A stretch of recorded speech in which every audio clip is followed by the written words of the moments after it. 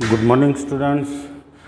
ચાલો આજે આપણે 12મા ધોરણમાં ચેપ્ટર નંબર 3 શ્રેણિકમાં પરિવર્ત શ્રેણિક સમિત અને વિસમિત શ્રેણિક પર આધારિત સ્વાધ્યાય 3.3 આગળ વધારીએ. સૌ પ્રથમ ઝડપથી ટૂંકમાં પરિવર્ત શ્રેણિક સમિત અને વિસમિત શ્રેણિક કોને કહેવાય, ઝડપથી રિવિઝન.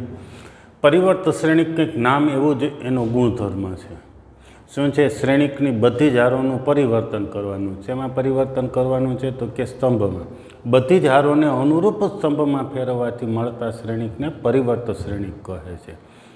બધી જ હારોને અનુરૂપ સ્તંભ એટલે પહેલી હારને પહેલા સ્તંભમાં, બીજી હારને બીજા સ્તંભમાં, ત્રીજી હાર જો હોય તો ત્રીજા સ્તંભમાં, એ રીતે પરિવર્તન કરીએ તો મળતા શ્રેણિકને પરિવર્ત શ્રેણિક કહેવાય. બીનો પરિવર્ત શ્રેણિકનો સંકેત બી ડેશ અથવા તો બી ઉપર ટી એવો સંકેત લખવાનો.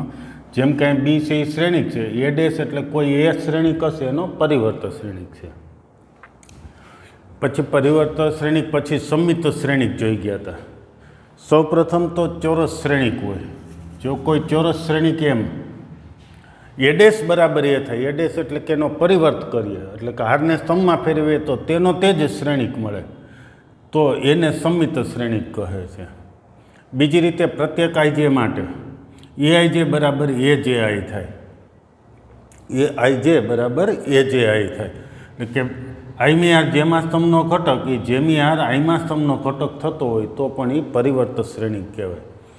ઉદાહરણ એક જોઈ ગયા હતા. એ આવો શ્રેણિક હોય તો એનો પરિવર્ત શ્રેણિક કંઈક આવો થાય એટલે કે પહેલી હારને પહેલા સ્તંભમાં ફેરવો, બીજી હારને બીજા સ્તંભમાં ફેરવો તો એ ડેશ આનો જ શ્રેણિક મળે છે જે એ હતો. સામાન્ય રીતે એનો ગુણધર્મ જોતા જ કેમ ખબર પડી જાય કે સમિત છે કે નહીં, તો વિકર્ણમાં કોઈ પણ ઘટક હોય, વિકર્ણની સામસામેના ઘટક સરખા હોય એવા શ્રેણિકને સમિત શ્રેણિક કહેવાય. બીજી રીતે કહીએ તો વિકર્ણની સામસામેના ઘટક સમાન હોય.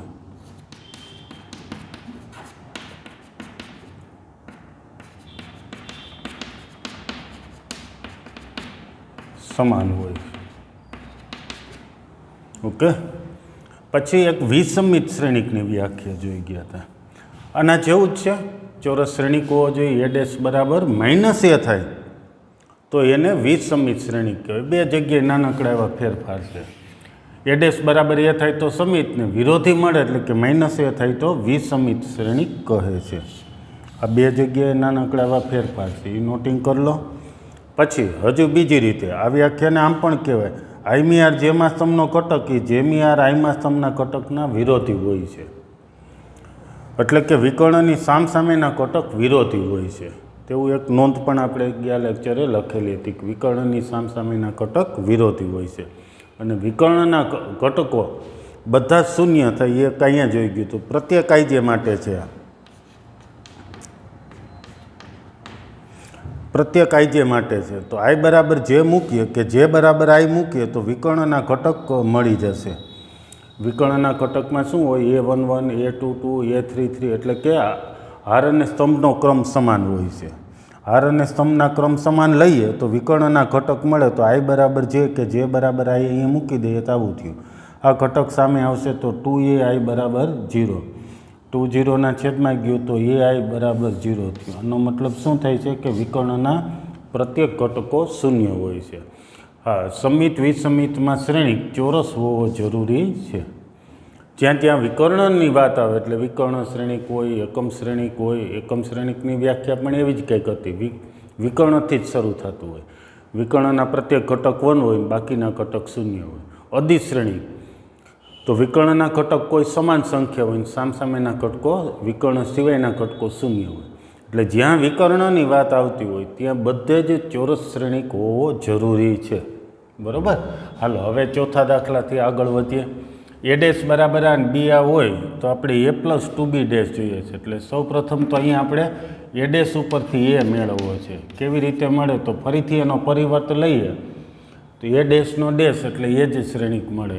એટલે હારને સ્તંભમાં ફેરવીએ, બીજી હારને બીજા સ્તંભમાં તો એ મેળવો.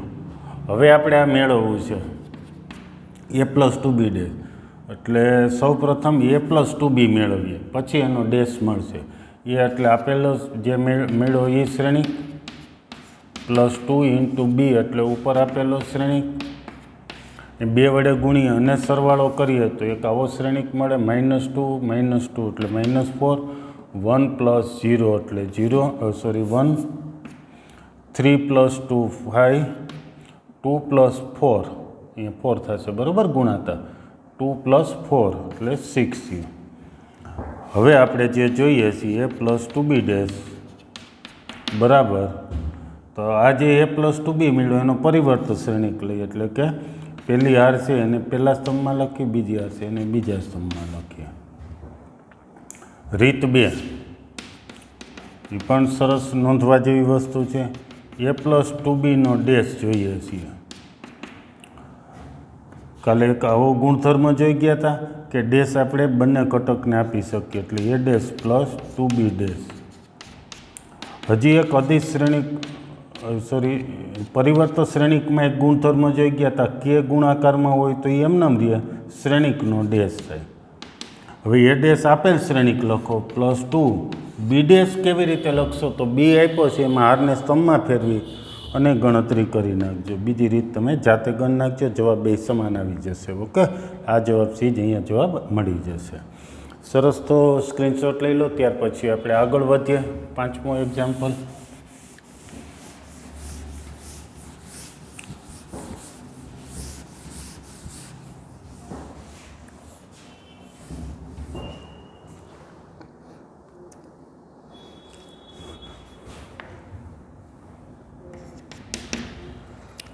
પાંચમો એક્ઝામ્પલ ચકાસવાનું છે. 5માનો પહેલો ગણીએ, પહેલો બીજો બે સમાન જે એક્ઝામ્પલ છે. એ શ્રેણિક આપ્યો છે, સ્તંભ શ્રેણિક છે, 1 - 4 3 અને b બરાબર આપેલું છે -1 2 1. આવો શ્રેણિક છે. ચકાસવાનું છે એટલે કે ગુણધર્મ ચકાસવાનું છે. શું ચકાસવાનું છે, તો ab નો ડેશ બરાબર b' a' થાય છે.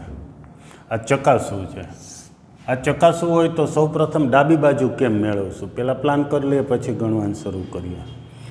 તો ડાબી બાજુ એટલે a અને b નો ગુણાકાર કરશું. ગુણાકાર કરીને એનો પરિવર્ત શ્રેણિક એટલે હારને સ્તંભમાં ફેરવી નાખશું. આ ડાબી બાજુનું પરિણામ તૈયાર.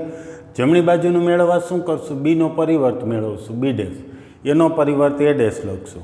પછી એ બંનેનો યોગ્ય ક્રમમાં ગુણાકાર કરી નાખશું. ઓકે, અને એ બંને પરિણામો સમાન આવી જશે, ડાબી અને જમણી બાજુનું. હવે LHS માટે સૌ પ્રથમ LHS મેળવવા માટે a અને b નો ગુણાકાર 1 - 4 3 અને -1 2 1. આ પ્રકારનો ગુણાકાર અગાઉ આવી ગયો, ખૂબ સહેલો ગુણાકાર. 3 હાર છે, 1 સ્તંભ છે, 1 હાર છે, 3 સ્તંભ છે. ગુણાકાર કેવો થશે, 3/3 કક્ષાનો ગુણાકાર થઈ શકશે. વચ્ચેના બંને અંક સમાન છે એટલે ગુણાકાર થઈ શકે ને ગુણાકાર આ બાકી રહેલા ઘટકો બરાબર થશે. એ કક્ષાનો શ્રેણિક થાય. હાલો અહીંયા લખું, પહેલી હાર પહેલા સ્તંભનો ગુણાકાર. અહીંયા પહેલી હારમાં અહીંયા પહેલી હારના જ ઘટકોનો ઉપયોગ કરશું. આ બેનો ગુણાકાર -1, આ ગુણાકાર 2, આ ગુણાકાર 1. એવી જ રીતે બીજી હારમાં કોના ઘટકો લખશું, બીજી હાર પહેલો સ્તંભ, બીજી હાર બીજો સ્તંભ, બીજી હાર ત્રીજો સ્તંભ. એટલે બીજી હાર પહેલો સ્તંભ, બીજી હાર બીજો સ્તંભ, બીજી હાર ત્રીજો સ્તંભ. એવી રીતે ત્રીજી હાર માટે આવું કંઈક થશે. તેથી આપણે હવે ડાબી બાજુ મેળવવું છે એટલે ab નો ડેશ, ab નો ડેશ ab ઉપરથી આ શ્રેણિક ઉપરથી લખીએ. શું લખશું, હારને સ્તંભમાં ફેરવીએ. પહેલી હારને પહેલા સ્તંભમાં, બીજી હારને બીજા સ્તંભમાં. બહુ સહેલું છે. થોડા કન્સેપ્ટ વ્યાખ્યા વ્યવસ્થિત તૈયાર રાખો, બહુ સહેલું પડશે. હવે જમણી બાજુનું પરિણામ મેળવવું છે એટલે કે b' a'. સૌ પ્રથમ b' લખવો છે. b' એટલે b શ્રેણિક છે 1/3 કક્ષાનો, તો એનો ડેશ છે એ 3/1 કક્ષાનો થશે. તો એ રીતે આપણે શ્રેણિક લખી નાખીએ, બોક્સ બનાવી નાખીએ, ટ્રે બનાવી નાખીએ. -1 2 1. a' લખવો છે તો એ છે 3 હાર 1 સ્તંભ છે, તો 1 હાર 3 સ્તંભ પ્રકારનો શ્રેણિક થશે. તો આપણે અહીંયા બોક્સ આપણે 1/3 કક્ષાનું થાય એવી રીતે લખી નાખીએ. હવે બંનેનો ગુણાકાર કરીએ તો આપણને b' a' મળી જશે. બરાબર છે. તો ગુણાકાર પહેલી હાર પહેલો સ્તંભ, પહેલી હાર બીજો સ્તંભ, પહેલી હાર ત્રીજો સ્તંભ. તમે જોશો કે આના જેવું જ આવવા મળશે. ત્યાર પછીનું 2 વડે આને ગુણતા જાઓ, 2 - 8 6, એક આને ગુણ નાખો. ખરેખર જેટલી પ્રેક્ટિસ કરશો એટલી તમારી ઝડપ ને ચોકસાઈ વધતી જશે. 2 1 અને 2 પરિણામ જુઓ. 1 અને 2 પરથી AB whole dash is equal to B dash A dash થાય. ઓકે, તો સરળ એક્ઝામ્પલ છે, સાવ એક્ઝામ્પલ સહેલો છે. 5માનો બીજો, પહેલો ગણી અને બીજો એક જાતે ગણી નાખો. ડાઉટ લાગે તો એ પણ તમે વોટ્સએપમાં મને મૂકી દેજો. ત્યાર પછી 6થો એક્ઝામ્પલ પણ ખૂબ સહેલો, સ્વાધ્યાય આખું સહેલું છે. બીજી રીતે કહીએ તો ખરેખર તો ચેપ્ટર જ સાવ સહેલું છે.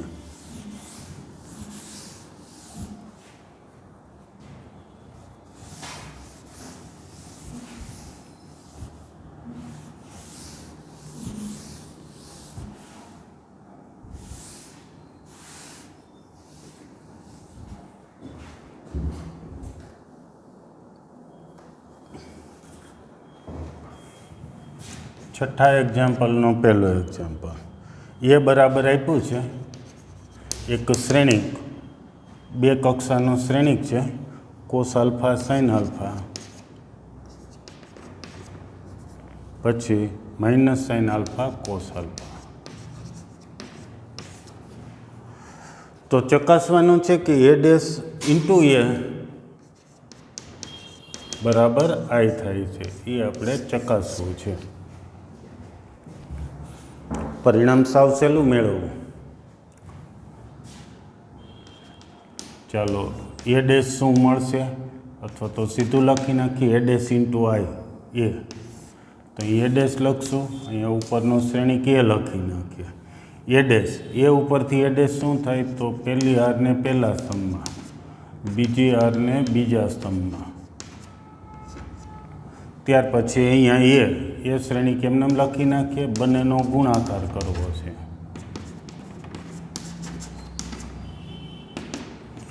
ગુણાકાર કઈ કક્ષાનો શ્રેણિક મળશે, તો 2x2 કક્ષા બંનેની છે, તો ગુણાકાર મળતો શ્રેણિક પણ 2x2 કક્ષાનો શ્રેણિક થશે. ચાલો ગુણાકાર. cos square plus sine square, cos square plus sine square, પછી sine alpha cos alpha minus sine alpha cos alpha. એવી જ રીતે બીજામાં ગુણાકાર તમે કરી નાખો એટલે આવશે cos square plus sine square 1. અહીંયા બંને વિરોધી કેન્સલ થઈ. એવી રીતે અહીંયા વિરોધી આવશે, કેન્સલ થશે, ને અહીંયા cos square plus sine square એટલે 1 ઇઝ ઇક્વલ ટુ I. છઠ્ઠાનો બીજો દાખલો સમજી લ્યો. આવો છઠ્ઠાનો બીજો પાછો જાતે પ્રેક્ટિસ કરી નાખો. ઓકે, છેલ્લા એક્ઝામ્પલ છે એટલે ઘણા એક્ઝામ્પલ તમારા માટે પ્રેક્ટિસ માટેના આપતો જઈશ.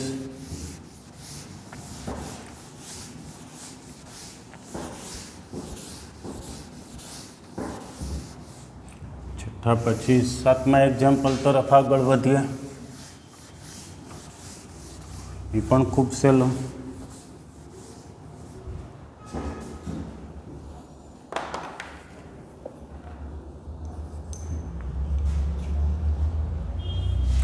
સાતમાનો પહેલો એક્ઝામ્પલ. સાબિત કરવું છે કે એ શ્રેણિક છે એ સમિત શ્રેણિક છે. એ બરાબર આપેલું છે 1 - 1 5 -1 2 1 5 1 3. સમિત શ્રેણિક સાબિત કરવું. જો ધ્યાન રાખજો, બેઝિક એક્ઝામ્પલ છે. સમિત સાબિત કોઈ પણ શ્રેણિકને સમિત ક્યારે કહેવાય, તો એનો ડેશ લઈએ તો તેનો તે જ શ્રેણિક આવે તો સમિત કહેવાય. એટલે કે અહીંયા લખીએ, જો એ ડેશ બરાબર એ થાય તો એ સમિત કહેવાય, અને એ ડેશ બરાબર માઇનસ એ થાય તો એ વિસમિત શ્રેણિક કહેવાય. આટલું ક્લિયર? ક્યારે સમિત ક્યારે વિસમિત કહેવાય. તો ચાલો આને સમિત કહેવું છે તો આપણે શું કરશું, એનો પરિવર્ત શ્રેણિક લઈએ, એટલે કે હારને સમમાં ફેરવીએ. જોશું કે તેનો તે જ શ્રેણિક આવી જશે. બીજી રીતે વિકર્ણના ઘટક જુઓ. વિકર્ણની સામસામેના ઘટકો સમાન છે. પહેલી હાર બીજા સ્તંભનો ઘટક તો બીજી હાર પહેલા સ્તંભનો ઘટક, પહેલી હાર ત્રીજા સ્તંભનો તો ત્રીજી હાર પહેલા સ્તંભનો ઘટક સમાન છે. ને વિકર્ણમાં કોઈ પણ ઘટક એટલે આવા શ્રેણિક સંમિત શ્રેણિક જ હોય. નિરીક્ષણની રીત છે. બાકી હવે ગણીએ. પહેલી હારને પહેલા સ્તંભમાં ફેરવીએ, બીજી હારને બીજા સ્તંભમાં ફેરવીએ, ત્રીજી હારને ત્રીજા સ્તંભમાં ફેરવીએ. જોઈ શકશો કે એ થાય છે. તેથી એ ડેશ બરાબર એ થયું. તેથી એ સંમિત શ્રેણિક છે. પછી 7માનો બીજો એક્ઝામ્પલ. શ્રેણિક એક આપ્યો છે અને વિસંમિત શ્રેણિક છે તેમ કેવું છે. વિસંમિત શ્રેણિક નિરીક્ષણની રીતે જોઈ લો સૌ પ્રથમ કે વિસંમિત છે કે નહીં. તો વિસંમિતમાં વિકર્ણના ઘટક શૂન્ય હોય અને સામસામેના ઘટક વિરોધી, એટલે વિસંમિત છે. નિરીક્ષણની રીતે તો તરત ખબર પડી જાય વિસંમિત છે. આપણે તો સાબિત કરવું છે. સાબિત કરવું હોય તો શું કરવું પડે? વ્યાખ્યા મુજબ હાલવું પડશે. એ ડેશ મેળવીએ અને માઇનસ એ જેટલો આવવો જોઈએ. એ ડેશ એટલે હારને સ્તંભમાં ફેરવીએ. પહેલી હારને પહેલા સ્તંભમાં, બીજી હારને બીજા સ્તંભમાં, ત્રીજી હારને ત્રીજા સ્તંભમાં. પછી માઇનસ કોમન લઈએ અથવા તો -1 વડે ગુણીએ અને ભાગીએ. તો ગુણ્યા આર્યાને ભાગશો એટલે બધા નિશાની બદલાઈ જશે. -c +1 થઈ જાય, +c -1. બધાની નિશાની બદલી જશે એટલે કે વિરોધી થઈ જાય. માઇનસ પછી તમે જોશો તો આ શ્રેણિક એ આવ્યો છે એટલે કે એ ડેશ બરાબર -a થાય છે. તેથી એ વિસંમિત શ્રેણિક છે. બેઝિક ઉદાહરણ છે છતાં પણ રીત સમજવા જેવી છે. એ ડેશ બરાબર એ થાય તો એ સંમિત, એ ડેશ બરાબર -a થાય તો એ વિસંમિત શ્રેણિક છે એમ કહેવાય. એ જ રીતે બી ડેશ બરાબર બી થાય તો બી સંમિત કહેવાય. બી ડેશ બરાબર -b થાય તો બી વિસંમિત કહેવાય. એક્સ ડેશ બરાબર એક્સ શ્રેણિક થાય તો એક સંમિત કહેવાય. વિરોધી મળે તો વિસંમિત કહેવાય. કોઈ પણ શ્રેણિકનો ડેશ લઈએ, સમાન શ્રેણિક મળી જાય, એનું જ શ્રેણિક મળી જાય તો સંમિત, વિરોધી તો વિસંમિત કહેવાય. ચાલો 8મો એક્ઝામ્પલ એ આવો જ અને ખૂબ સહેલો. સૌ પ્રથમ એ શ્રેણિક આપ્યો છે 1 5 6 7.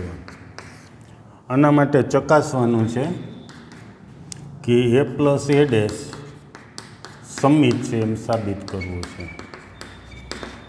ઉદાહરણ લઈને ચકાસવાનું છે.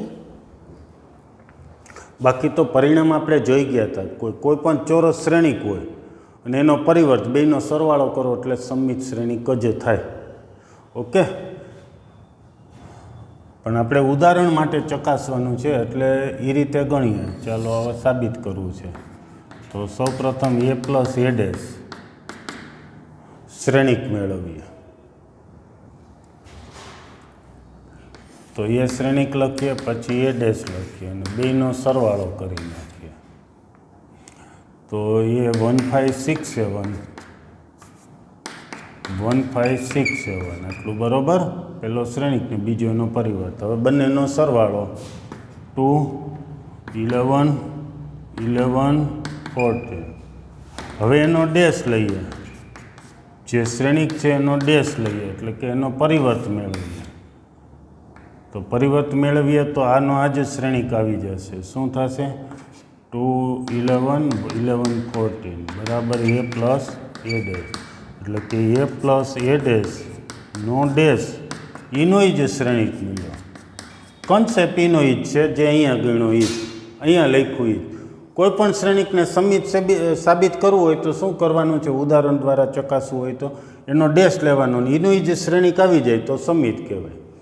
એક્સ ડેશ સંમિત ક્યારે કહેવાય? તો એક્સ સંમિત ક્યારે કહેવાય? તો એક્સ ડેશ બરાબર એક્સ થાય તો. હા, અને તમે સી શ્રેણિક કહી દો તો સી શ્રેણિકનો ડેશ લઈએ તો સી શ્રેણિક પોતે મળી જાય છે એવું કહી શકાય. બરાબર છે. આવો જ બીજો વિસંમિત સાબિત કરવું છે તો એ માઇનસ એ ડેશ વિસંમિત સાબિત કરવું હોય તો એ માઇનસ એ ડેશ મેળવો. તમે મેળવી લેજો એ માઇનસ એ ડેશ બેની બાદબાકી. તમે જોશો કંઈ વિકર્ણમાં શૂન્ય સામસામે વિરોધી ઘટક આવ્યા હશે, બરાબર. પછી હવે તમારે એનો ડેશ લેવાનો છે, એટલે કે આ શ્રેણિક છે એનો પરિવર્ત શ્રેણિક મેળવો તો એ માઇનસ એ ડેશ આવી જશે, એટલે કે સોરી વિરોધી માઇનસ કોમન લેશો ત્યારે એ સમાન આવશે. તેથી એ માઇનસ એ ડેશનો ડેશ એટલે માઇનસ એ ડેશ મળે છે. ઓકે, તેથી એ માઇનસ એ ડેશ વિસમિત શ્રેણિક છે. કોઈ પણ શ્રેણિકનો ડેશ લઈએ એનું એ જ આવે તો સમિત અને એનો વિરોધી આવે તો વિસમિત. ઓકે, સાવ સરળ એક્ઝામ્પલ છે, 8મા ઉપર જ આધારિત. હજી 9મું એક્ઝામ્પલ.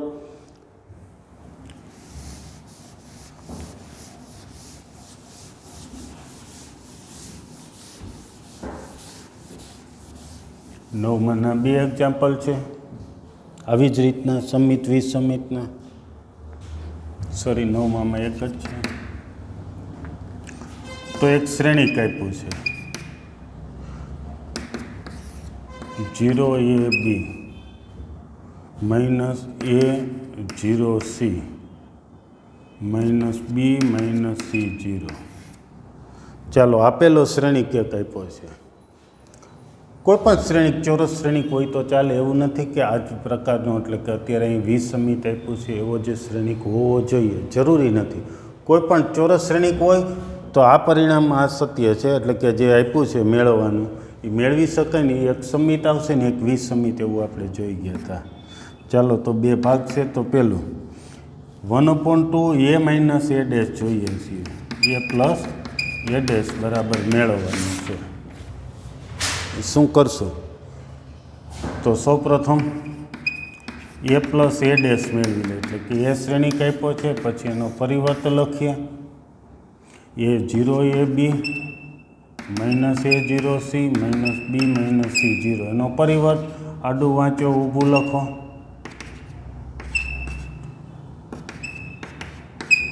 બંનેનો સરવાળો કરીએ તો મને એમ છે બધા ઘટક શૂન્ય થઈ જાય છે, બરાબર O. તેથી એને 1/2 વડે ગુણીએ તો પણ O જ થશે. ઓકે, આવી જ રીતે બીજો ગણી નાખજો. એમાં 1/2 a માઇનસ એ ડેશ મેળવવા છે. થોડુંક પ્લાન કહી દે કેમ તમે મેળવશો. શું કરશો? તો સૌ પ્રથમ એ માઇનસ એ ડેશ એટલે એ શ્રેણિક લખી, એમાંથી એ ડેશ શ્રેણિક બાદ કરી નાખજો. એ જે બાદ બાકી આવે એ શ્રેણિક, પછી એને 1/2 વડે ગુણી નાખજો, બરાબર છે. 1/2 વડે ગુણવા એટલે કે 2 વડે ભાગવા. શ્રેણિકને અદિશ વડે ગુણી શકાય અને ગુણી શકાય, તેથી શૂન્યતર અદિશ વડે ભાગી પણ શકાય. 9માં પછી 10મો એક્ઝામ્પલ.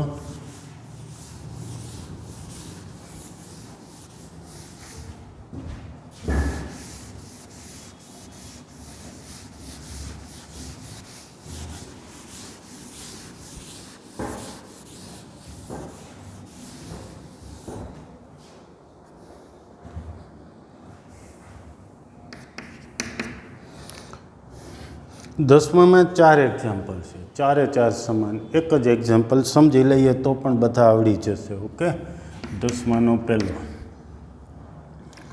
શું છે? આપેલ શ્રેણિકને, 10માનું હેડિંગ પહેલાં લખીએ.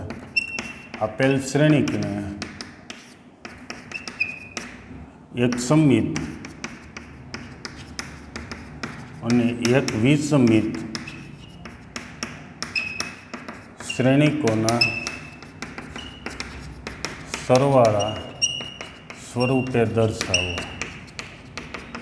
અગત્યના પરિણામોમાં બીજું જોઈ ગયા હતા, બસ આ તેના પર આધારિત અગત્યનો દાખલો. હાલો, સૌ પ્રથમ પહેલો ગણવો છે આપણે. તો આપેલ શ્રેણિક ને આપણે કોઈ નામ આપી દઈએ. ધારો કે એ નામ આપ્યું, એ છે 3 5 1 -1. ચાલો, આપેલ શ્રેણિક એને એક સમિત અને એક વિસમિત શ્રેણિકના સરવાળા સ્વરૂપે દર્શાવવાનું છે. તો ધારો કે આ એ છે તો એ ડેશ આ થશે, એ તમને આવડે જ છે, બરાબર છે. આરને સમમાં ફેરવી નાખીએ, 3 5 1 -1. હવે ધારો કે એક શ્રેણિકને નામ પી આપી છે, કેવું? a plus A dash. હવે આ શ્રેણિક મેળવવો છે તો શું કરશું? 1/2 એમનેમ, અને એ શ્રેણિક લખીએ પ્લસ એ ડેશ લખીએ, અને એ બંનેનો સરવાળો કરીને 2 વડે ભાગી નાખશું, બરાબર છે. તો ચાલો અહીંયા 3 5 એ શ્રેણિક લખી, પછી એ ડેશ લખી. આ જેના પર કયા મુદ્દા પર આધારિત છે? તો એ પ્લસ એ ડેશ હંમેશા સમિત જ થાય. કોઈ પણ શ્રેણિક લખ્યો હોય એ પ્લસ એ ડેશ સમિત થાય, સમિતને કોઈ પણ સંખ્યા વડે ગુણો તો સમિત જ રહે, એટલે આ સમિત છે. આપણે એક સમિત અને પછી બીજો વિસમિત. વિસમિતમાં શું છે કે અહીંયા વચ્ચે માઇનસ લખશું એટલે એ વિસમિત શ્રેણિક મળી જશે, બરાબર. એના એ મુદ્દા પર આધારિત છે. આ એ લખો, હવે એનો ડેશ એટલે આડું વાંચો, ઊભું લખો, બંનેને સરવાળો કરીએ. 3 ને 3 6, 5 ને 1 6, 1 + 5 6, -1 + -1 એટલે -2. 2 વડે ભાગી નાખીએ, 3 3 3 - 1 એવો શ્રેણિક મળ્યો, બરાબર. આ પી મળ્યો. હવે એનો સમિત છે એમ કેવું છે એટલે પી ડેશ લઈએ. પી ડેશ એટલે પહેલી આરને પહેલા સ્તંભમાં લખીએ, બીજી આર છે એને બીજા સ્તંભમાં લખીએ, તો તમે જોશો તો એનો જ શ્રેણિક આવી ગયો, એટલે કે પી આવી ગયો. એટલે કે પી ડેશ બરાબર પી થાય છે. તેથી પી બરાબર જે આપણે 1/2 એ પ્લસ એ ડેશ મેળવ્યો છે, એટલે કે જે આપણને મેળવ્યું છે 3 3 3 - 1 એ સમિત શ્રેણિક છે. હવે બીજો વિસમિત શ્રેણિક. વિસમિત શ્રેણિકમાં આમ જ, હવે ધારીએ કે એને નામ ક્યુ આપી દઈએ છીએ, એ માઇનસ એ ડેશ. તમે જાણો જ છો કે આ વિસમિત શ્રેણિક થશે. શું કામે? એ કોઈ ચોરસ શ્રેણિક હોય, એ ડેશ એનો પરિવર્ત, તો બેનો તફાવત હંમેશા વિસમિત શ્રેણિક. અને વિસમિત શ્રેણિકને કોઈ પણ સંખ્યા વડે ગુણો તો વિસમિત શ્રેણિક જ થાય. ચાલો આ શ્રેણિક મેળવો, 1/2 એમનેમ જ. પછી આ બંને શ્રેણિકો લખી નાખીએ. હવે 1/2 એ લખી, એ એટલે 3 5 1 - 1 છે. એ ડેશ આરને સ્તંભમાં ફેરવીએ, બંનેની બાદબાકી કરીએ. 3 - 3 0, 5 - 1 4, 1 - 5 - 4 અને 0 થયું. 2 વડે ભાગી નાખીએ તો આવું થયું, 0 2 -2 0. આ ક્યુ શ્રેણિક મેળવ્યું. તો ક્યુ ડેશ મેળવીએ, જોઈ શકાય કે ક્યુ ડેશ વિસમિત શ્રેણિક મળશે. આરને સ્તંભમાં ફેરવીએ, 0 2 પહેલી આરને પહેલા સ્તંભમાં, બીજી આરને બીજા સ્તંભમાં. માઇનસ કોમન લેશો તો ફરીથી આવો શ્રેણિક મળ્યો. માઇનસ કોમન લે એટલે નિશાની બદલી જાય, એટલે તમે જોશો તો માઇનસ પછી આ જે ક્યુ શ્રેણિક આવી ગયો છે, બરાબર. માઇનસ પછી આ ક્યુ શ્રેણિક છે, એટલે કે માઇનસ ક્યુ. તેથી ક્યુ ડેશ બરાબર ક્યુ થયું. તેથી ક્યુ બરાબર જે આપણે આ લખ્યું છે 1/2 એ માઇનસ એ ડેશ વિસમિત શ્રેણિક છે. એનો જવાબ પણ લખી નાખીએ. ક્યુ શું મળ્યો? ક્યુ 0 2 -2 0 વિસમિત શ્રેણિક છે. હાલો, એક સમિત ને એક વિસમિત શ્રેણિક તો મળી ગયા છે. હજી એનો સરવાળો છે એ આપેલ શ્રેણિક આ થઈ જવો જોઈએ. બંનેનો સરવાળો પી અને ક્યુ સમિત મળ્યા અને એક વિસમિત મળ્યા, એનો સરવાળો છે એ આ શ્રેણિક એ આવી જાય તો કહેવાય એ છે એ પી અને ક્યુ એક સમિત ને એક વિસમિત શ્રેણિકના સરવાળા સ્વરૂપે દર્શાવી શકાય. હવે પી પ્લસ ક્યુ લઈએ. પી એટલે જે મળેલો છેલ્લે શ્રેણિક અહીંયા જે લખ્યો છે 3 3 3 - 1 પ્લસ ક્યુ અહીંયા લખ્યું જે ક્યુ મળ્યો છે 0 2 -2 0. બંને સરવાળો કરીએ તો શું થશે? 3 + 0 3, 2 + 3 5, ત્યાર પછી 3 - 2 1, 1 - 1 + 0 -1, તમે જોશો તો એ શ્રેણિક આવી ગયો હશે, આવી ગયો છે. તેથી પી પ્લસ ક્યુ બરાબર એ થાય છે. તેથી પી બરાબર એક શ્રેણિક અને ક્યુ બરાબર બીજો શ્રેણિક, માગેલ શ્રેણિક છે. કેવા માગેલ છે કે એક સમિત છે, બીજો વિસમિત છે, ને બેયનો સરવાળો છે તે એ થાય છે. આપણે આટલું આ એક્ઝામ્પલમાં દર્શાવવાનું હતું. ઓકે, આવો જ હજી 10માનો બીજો એક્ઝામ્પલ છે. એક વખત આ દાખલો સમજી લ્યો. મૂળ તો આ જ છે. 1/2 a પ્લસ a ડેશ મેળવશું એ સમિત થશે, 1/2 a માઇનસ a ડેશ મેળવો એ વિસમિત, ને એ બે સરવાળો કરો તો એ આવી જાય છે. ઓકે, સાવ સહેલી ટેકનિક છે. એક નામ કોઈ પણ આપો, 1/2 a પ્લસ a ડેશ સમિત જ થાય, 1/2 a માઇનસ a ડેશ વિસમિત થાય, બે સરવાળો કરશો એટલે એ શ્રેણિક મળી જશે. બરાબર. તો હવે તમે 10માનો બીજો હવે ગણવાનું શરૂ કરી દો. ત્યાર પછી આપણે MCQ જોઈએ. 10માનો એક બીજો હું ગણાવી દઉં છું તમારી પ્રેક્ટિસ માટે. હજી પણ ઉપરાંત 2 એક્ઝામ્પલ છે. જો કે આમાં નાનકડા એવા ફેરફારથી પણ આપણે એક્ઝામ્પલ થઈ જશે.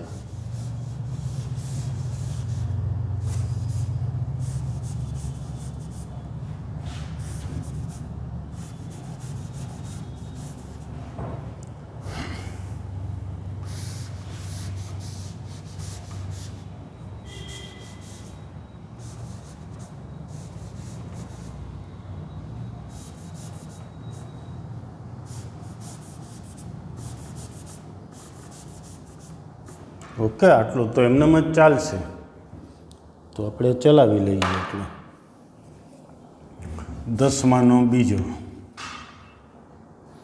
શું છે? 6 માઇનસ કોઈ પણ ચોરસ શ્રેણિક ચાલે એવું જ નથી કે ચોક્કસ આંકડા ગોઠવા છે એટલે જ આમ થાય છે. કોઈ પણ ચોરસ શ્રેણિક માટે a પ્લસ a ડેશ હંમેશા સમિત થાય ને એને કોઈ પણ સંખ્યા વડે ગુણો તો સમિત જ રહે. અહીંયા a માઇનસ a ડેશ હંમેશા વિસમિત જ થાય અને કોઈ પણ સંખ્યા વડે ગુણીએ તો વિસમિત જ થાય. ચાલો, તો એક એ લખ્યો છે જે આપ્યું છે -2 3 -1 2 -1 3.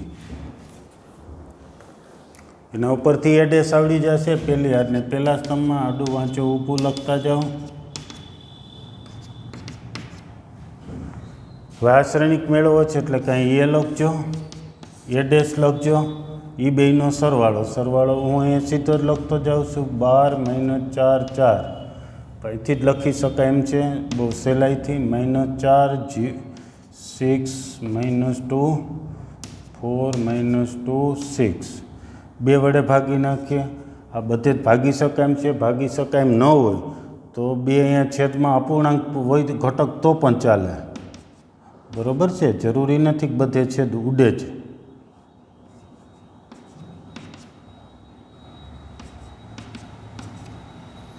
તેથી હવે આનો પરિવર્ત મેળવીએ. પરિવર્ત એટલે આડું વાંચતા જાય, ઊભું લખતા જશો તો તમે જોશો કે એનો જે શ્રેણિક આવી જશે. અને હારને સ્તંભમાં ફેરવું તો પાછો જે શ્રેણિક એવા ઉપરનો પી જ આવી જાય છે. તેથી પી ડેશ બરાબર પી, એટલે કે જે આ શ્રેણિક મેળ્યો છે એ સમિત શ્રેણિક છે. એવી જ રીતે આપેલ શ્રેણિક લખી નાખો, માઇનસ એનો પરિવર્ત લખો, બેની બાદબાકી કરશો. બાદબાકીમાં તમે જોશો કે વિકર્ણમાં શૂન્ય હશે ને સામસામે વિરોધી હશે. બાદ કરતા જઈએ છીએ. 6 - 6 -2 -2 -2 એટલે કે એ પણ ઘટક 0. 2 - 2 0.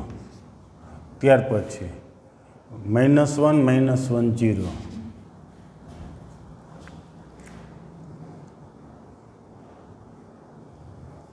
અહીંયા પણ બધા 0 આવી જશે. જરૂરી નથી 0 આવી જાય. 2 વડે ભાગો તો પણ અહીંયા 0. 0 શૂન્ય શ્રેણિક ચોરસ હોય તો એ હંમેશા આ શ્રેણિક સરસ મજાનું ઉદાહરણ એવું. વિસમિત કહેવાય. વિસમિત એટલે હું વિકર્ણમાં કોઈ પણ ઘટક હોય, વિકર્ણની સામે વિકર્ણ સિવાયના ઘટક શૂન્ય, વિકર્ણના ઘટક વિસમિત શ્રેણિકમાં વિકર્ણમાં ઘટક શૂન્ય અને સામ સામે વિરોધી હોય તો એવું તમે જોઈ જ શકો છો. અને કેટલા નામ આપી શકાય એ પણ એક મુદ્દો આગળ હજી ચર્ચા કરી લઈએ. એક તો શૂન્ય શ્રેણિક કહેવાય, વિકર્ણ શ્રેણિક કહેવાય, પછી ચોરસ શ્રેણિક પણ કહેવાય, અને ક્યુ ડેશ બરાબર તો આનો ડેશ લેશો તો એ માઇનસ ક્યુ એટલે એનો જ શ્રેણિક આવી જાય એટલે ક્યુ ડેશ બરાબર ક્યુ. તેથી ક્યુ બરાબર આ જે શૂન્ય શ્રેણિક આવ્યો છે એ વિસમિત શ્રેણિક છે. હવે આપેલો જે મેળા છે પી અને ક્યુ એ બેનો સરવાળો કરો તો એ શ્રેણિક આવી જાય છે. તેથી પી અને ક્યુ માગેલ શ્રેણિકો છે. ઓકે, તો આવી જ રીતના હજી 10માના 2 એક્ઝામ્પલ હજી બાકી છે. ત્યાર પછી હવે 2 MCQ છે. ખૂબ સરળ MCQ છે. જોઈએ હાલો બંને MCQ એટલે એક સ્વાધ્યાય આપણું પૂરું થયું.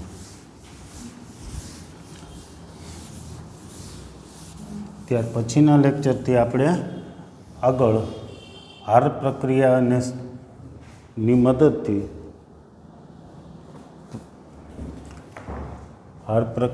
મદદથી વ્યસ્ત શ્રેણિક કેવી રીતે મેળવી શકાય તે ખૂબ સરસ પ્રેક્ટિસવાળી રીત છે. પ્રેક્ટિસ કરવી જરૂરી થશે. 11માં શું છે? અહીં એ અને બી સમાન કક્ષાવાળા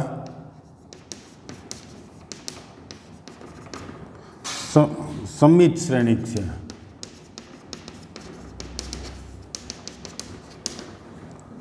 અને પૂછ્યું છે એ બી માઇનસ બી એ શ્રેણિક શું થાય?